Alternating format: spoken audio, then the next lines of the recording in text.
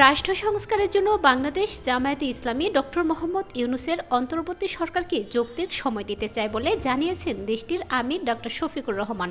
শনিবার প্রধান উপদেষ্টা ডক্টর মোহাম্মদ ইউনূসের আমন্ত্রণে তার সরকারি বাসভবন যমুনায় সংলাপে যোগদান শেষে সাংবাদিকদের এসব কথা জানান তিনি।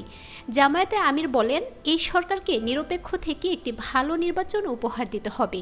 সেজন্য আমরা সরকারকে যৌক্তিক সময় দিতে চাই। সেটা কতদিনে তা আমরা পরে জানাবো।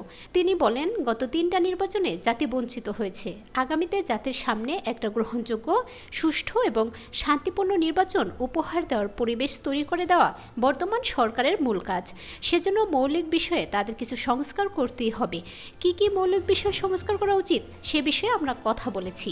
ডক্টর শফিকুর রহমান জানান, জামায়াতের পক্ষ থেকে সরকারকে 2টি রোডম্যাপ দেওয়া হয়েছে। একটি সংস্কারের, অন্যটি নির্বাচনের। ভোটের আগে সংস্কার চায় জামায়াত, আগে সংস্কার পরে নির্বাচন। এজন্য অনেকগুলো প্রস্তাব দিয়েছে জামায়াত।